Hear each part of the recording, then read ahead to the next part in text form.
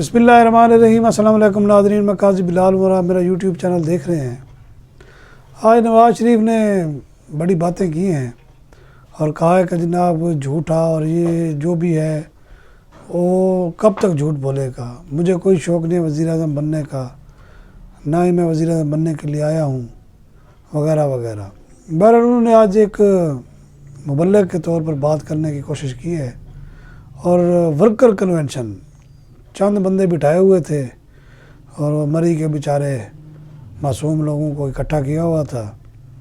اور ابھی تک ان کے اندر جو ہے نا عوامی سمجھ لیں کہ جو بات ہونی چاہیے وہ نہیں ہے۔ ابھی تک بھی ان کے اندر اشرافیہ والی جو آتے ہیں وہ اسی طرح ہیں اور سیم عمران خان کی طرح ہی ہیں۔ میں یہ نہیں کہتا کہ عمران خان کو بڑا عوامی جلسے کرتا تھا یا وہ، اس کو بھی بس ایک شوق ہوتا تھا کہ جناب بڑے بڑے جلسے اکٹھے کیے جائیں اور وہ وہاں تقریریں کرے۔ میاں صاحب نے جو آج باتیں کی ہیں یہ ہر عام بندہ کرتا رہتا ہے لیکن اس پہ عمل کوئی نہیں کرتا۔ خود ہی کہہ رہے تھے اور خود بھی میرا خیال ہے شاید عمل کرتے ہوں، یا اب جو ان کو چانس مل رہا ہے، جو زبردستی چانس دیا جا رہا ہے، جس میں ہمارے امریکی سفیر اور برطانوی جو ہے ہائی کمشنر وہ سیاستدانوں سے اس طرح مل رہے ہیں جیسے وہ وائس رائے ہوں، اور واقعی وہ ہیں بھی وائس رائے، اور جس کو دل چاہتا ہے۔ ایون کہ آپ یہ دیکھیں الیکشن کمشنر آئی جی پولیس سے بھی ملنے کے لیے وہ پہنچ جاتے ہیں اور وہ جو ہے آگے ہاتھ باندھ کے کھڑے ہوتے ہیں۔ ہمارے سفیر جو ان کے ملکوں میں ہیں، ان ممالک میں، ان سے ذرا پوچھیں نا، کسی سے مل کے دکھائیں، ان کو سفارت خانے سے باہر ہی کوئی نہیں نکلنے دیتا۔ یہ فرق ہے طاقتور ملک اور غلام ملک میں، طاقتور قوم اور غلام قوم میں۔ بہرحال اب کیا کریں، ہم جیسے عوام ویسے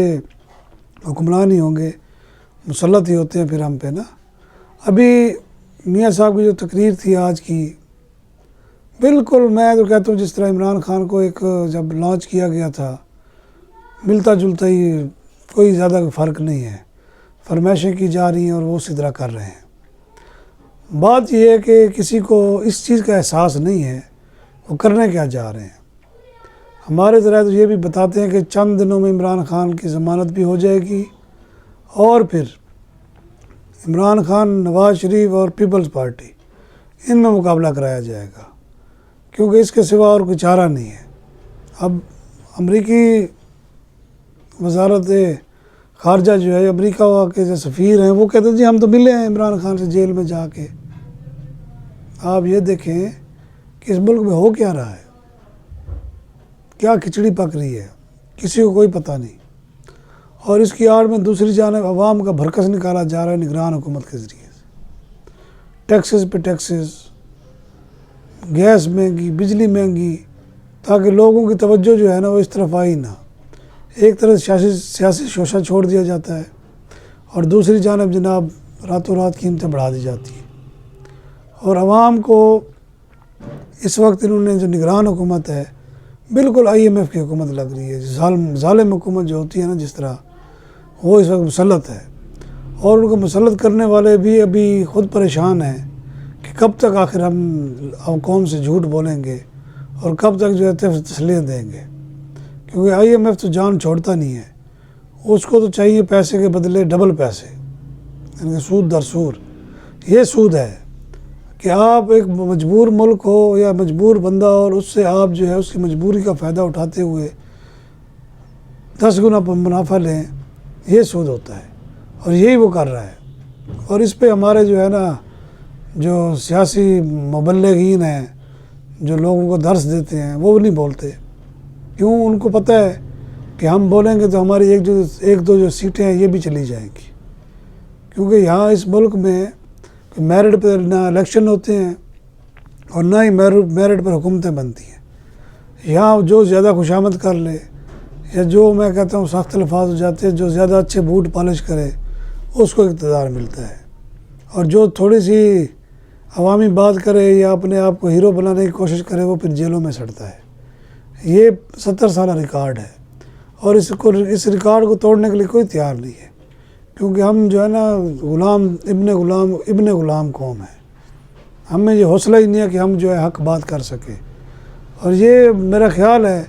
کہ نگران حکومت جاتے جاتے جو ہے نا آنے والی حکومت کو جو ہے نا وہ منہ دکھانے کے قابل نہیں چھوڑے گی۔ میاں صاحب کو بھی بڑا جوش تو چڑھا ہوا ہے، بڑی جناب مرسیڈیز مہنگی گاڑی پہ بیٹی کو بٹھا کر ایسے غریب عوام کا لیڈر بننے کا پوز کر رہے ہیں، حالانکہ وہ ہے نہیں غریب، نہ وہ کبھی غریب ہوئے ہیں، نہ وہ غریب عوام کے ہمدرد ہیں۔ وہ اشرافیہ نون لیگ اشرافیہ کی جماعت ہے،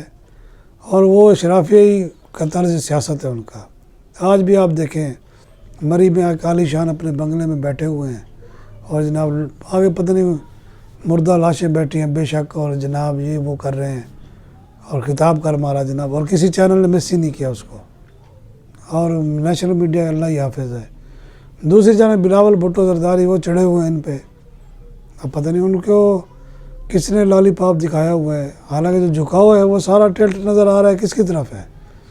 بلاول بھٹو کو گلے پھاڑنے سے فرصت نہیں ہے، وہ کبھی بزرگ کہتا ہے، کبھی جناب مدرسے میں بیٹھیں دعائیں کریں، اس قسم کی باتیں کر رہا ہے،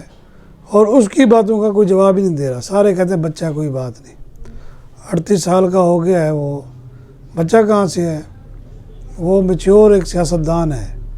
لیکن مجھے نہیں لگتا کہ اس کو سیاستدان بننے دیا جائے گا۔ اس کو بھی جو ہے کہ لالی پاپ دیا گیا ہے، جس کی وجہ سے وہ انتخابی مہم پہ نکلا ہوا ہے، اور وہ اپنے والد کی بھی میرا خیال نہیں سن رہا۔ بہرحال یہ ایسی سیاسی باتیں ہیں جو کبھی ختم ہونے والی نہیں ہیں۔ میں تو اس کو کہتا ہوں گپ شپ ہے، یہ ہمارے سیاستدانوں کی تقریریں بھی گپ شپ ہوتی ہیں، ان کے جو ورکر کنونشن سے خطاب ہوتے ہیں وہ بھی گپ شپ ہوتے ہیں۔ اصل کہانی کیا ہے؟ اصل کہانی یہ ہے کہ پی ٹی آئی کے ساتھ جو ہے بڑا پیچ اپ ہونے والا ہے۔ سپریم کورٹ سے اس کی ضمانت ہو جائے گی عمران خان کی، اور ساتھ ہی جو آج الیکشن کمیشن نے ان کے انتخابات 20 دن میں کروانے کا کہا ہے، انٹرا پارٹی انتخابات،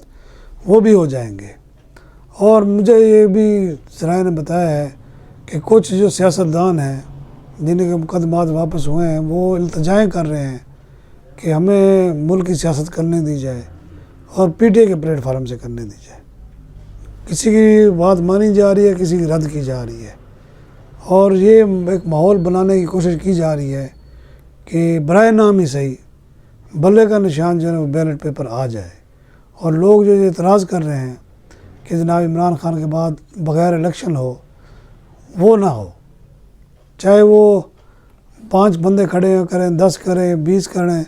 کم از کم ان کی نمائندگی ہو کہ بیلٹ پیپر پر عمران خان کی پارٹی الیکشن لڑی ہے اور ہار گئی ہے، کیونکہ جیتنے انہوں نے دینا نہیں ہے۔